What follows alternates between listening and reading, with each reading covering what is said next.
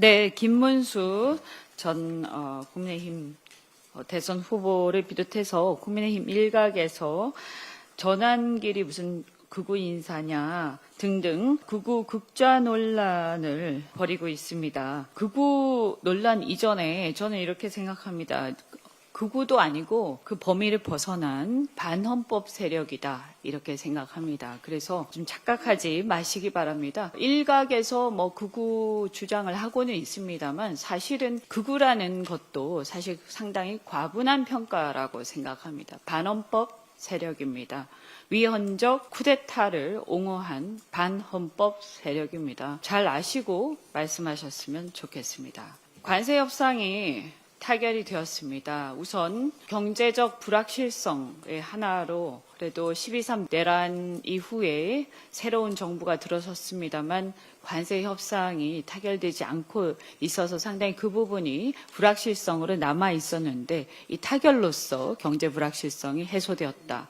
그런 면에서 상당히 긍정적이다라고 생각하고요. 12.3 내란 이후 어려운 난국 속에서 협상 시한을 앞두고 정권이 교체된 상황입니다. 이런 상황에서 다른 EU나 일본 등등 타국과의 비교를 해보면 꽤 선방했다라고 평가를 합니다. 대통령께서 큰 산을 넘었다라고 평가하셨습니다. 굉장히 수고를 하셨고 특히 어려운 여건 속에서 최선을 다해 협상을 타결한 정부 부처 관계자 그리고 또 이재용, 정의선, 김동관 등 정부 협상을 측면 지원하면서 모든 노력을 아끼지 않은 기업인 여러분께 진심으로 고생 많으셨다고 말씀을 꼭 드리고 싶습니다. 이렇게 큰 산은 넘었지만 무수한 작은 산들이 우리 앞에 놓여 있습니다. 이 작은 산을 넘는 데 있어서 국익을 앞두고 국민의힘에서 너무 폄하하지 마시고 함께 힘을 합해 주셨으면 하는 바람입니다.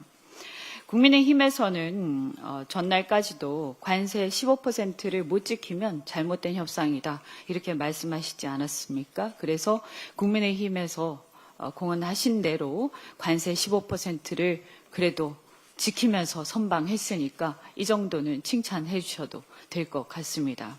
네, 그리고 송원석 원내대표가 관세율 적절하다고 했다가 또 일각에서 국민의힘 또 대변인 등을 비롯해서 관세율 12.5%까지 낮췄어야 한다 이런 주장까지도 계속하고 있습니다. 그런데 이것은 지금 국제 질서가 어떻게 전환되고 있는가를 전혀 이해하지 못한 굉장히 무식한 소치라고 생각합니다. 설마 그것을 모르고 이렇게 얘기하지는 않을 거라고 생각합니다.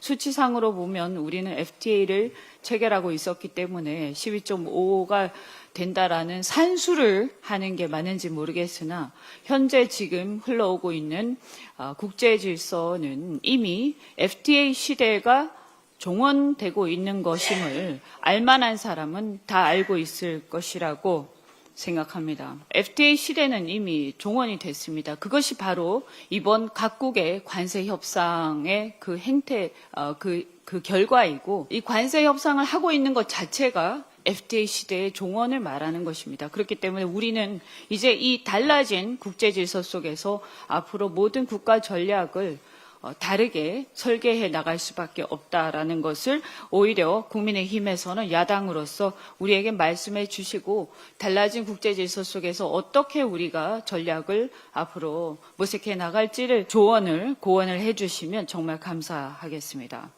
그리고 구체적으로도 3,500억 불 투자한 것과 관련해서도 너무 많다. 왜냐하면 우리 경제 규모가 일본의 2배 내지 2.5배 일본이 우리 경제의 2배 내지 2.5배 정도 규모가 되지 않느냐. 그런 거에 비하면 너무 많이 투자를 약속했다라고 하는데 이것도 여러분이 말씀을 하셨습니다만 무역 흑자 규모를 가지고 트럼프 정부는 처음부터 이 관세 협상을 시작을 했고 그 프레임 안에 있었고 그 목적 하에 있었기 때문에 이게 경제 규모를 가지고 우리가 주장은 끝까지 했습니다만 이게 쉽지 않다라는 것은 국민의힘도 알고 있지 않습니까? 그런데 너무 그 얘기를 계속하는 것은 모두 다 웃을 수밖에 없는 얘기입니다. 그다음 두 번째, 2,000억 불과 1,500억 불은 나눠서 봐야 합니다. 국민의힘 안에서도 그것을 알고 있을 거라고 생각합니다. 1,500억 불은 마스가 투자입니다. 이것은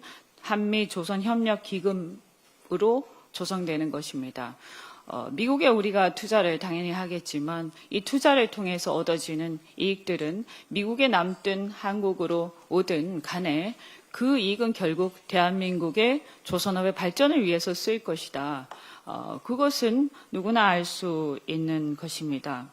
결국은 우리가 어떤 전략 산업에 대한 투자를 한다라고 했을 때 그것이 미국 땅에 투자된다 하더라도 그 전략 산업의 기술적 협력을 통해서 글로벌 시장을 재편하는 데 있어서 우리가 미국과 함께 참여하는 것 자체가 엄청난 이득이 될 것이다라는 것을 알 수 있을 것이기 때문에 이 투자에 대해서는 앞으로 우리가 세부적인 전략적인 관점에서 디테일한 설계를 잘 하면 된다고 생각합니다. 그런 의미에서도 조선업을 비롯해서 세부 전략을 잘 설계하고 그 성과가 표면적인 숫자보다도 그 성과가 대한민국의 경제 발전에 기여를 할 수 있도록 잘 설계를 해주시기를 우리 정부 관계자들에게도 부탁드립니다.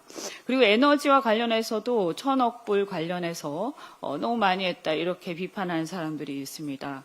그러나 우리는 중동에 집중된 LNG 등 에너지 매입을 대체하는 효과들이 있습니다. 이 투자 다변화라는 측면에서도 결코 불합리하지 않고 또한 미국의 LNG 액화터미널 등이 준비가 되어 있어야 우리가 이것을 다 수입할 수 있는 것이기 때문에 이것이 시한이 있는 것이 아닙니다. 그래서 언제까지 1,000억 불을 다 수입한다라는 것이 있는 것이 아니기 때문에 우리한테 결코 불리한 것이 아니다라고 말씀드리고 SMR을 비롯해서 미래 에너지 분야에 대한 기술 협력은 미국과의 협력이 없으면 불가능합니다. 그래서 오히려 이것은 이 투자를 통해서 우리가 미국과의 협력에 선점을 하는 효과가 있다.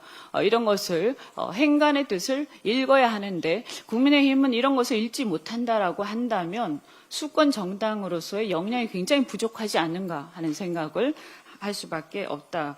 이렇게 말씀드립니다.